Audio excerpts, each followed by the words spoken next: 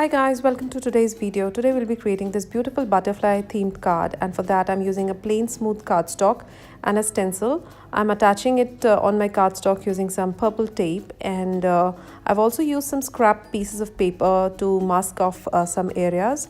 We can use any shape, but I decided to go in this direction, and I'm using VersaFine Clear ink in this dark plum color. Also going to use an ink blusher to add ink even more properly and with full intensity. So this is a very beautiful ink and very highly pigmented. This also allows us to heat emboss it, and I will be adding some clear embossing powder on top of it later. I'm using the ink blusher to blend the colors even more nicely, and all this masking appears as cracks and looks really artistic. So I'm removing this and now I will just quickly add clear embossing powder by Imagine, and then use a heat gun to melt the powder. So just tapping it out, and it looks really very shiny and beautiful. So here you can see that I'm using a heat gun, and the shine is just gorgeous.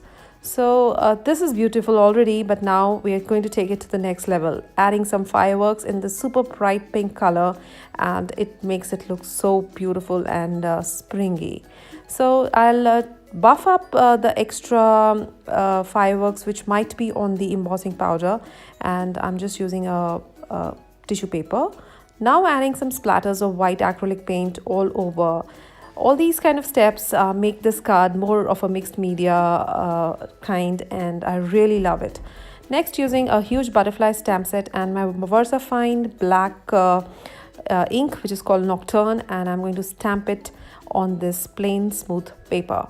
This looks so beautiful, again using my clear embossing powder on top, and then melt it using the heat gun.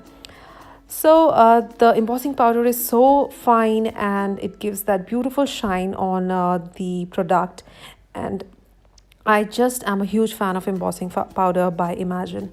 So I'll be using two colors of Zig clean color marker pens, which is yellow and an orange.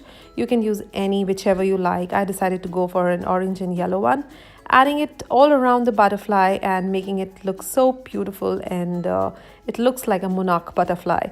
I just love it. So you can see that I quickly added some watercolors. You can use any watercolor or coloring medium you wish to. Just heat dry it again, use a sharp pair of scissors and cut it around. So I also trimmed the cardstock into a little smaller size, and I wanted to add this thread component or a twine all around my cardstock, and I'm using a normal thread to wrap it many times on this cardstock. It looks very nice, and again it looks like a mixed media project. So sticking it with some tear-it tape, and that makes it adhere and stay on place. So now I had to create a background for this panel, and I decided to go with the same purple colored back panel for this card. So I just used an ink dauber and created my own panel, adhere it using some foam tape, and finally on some white card base using tear-it tape. So our card is almost done, and I'm using a glue dot to stick my butterfly, and this is you can always use a liquid glue or tear-it tape or whatever you feel like. I use this and adhere it at the bottom of the card. Also going to use the on-point glue to stick it. Now I decided to use a sentiment from one of my stamp sets, and it's called Dreams. So I'm using VersaFine Clear ink in Nocturne and cutting off that word and sticking it right there. So this is almost done, and I love the output. I hope you enjoyed it as well, and if you want to create it, do go ahead and share it with us, because that really makes us happy. And to see more videos, please visit the Imagine Crafts video channel and the blog. Thank you so much for stopping by. See you soon. Bye bye. Take care. God bless.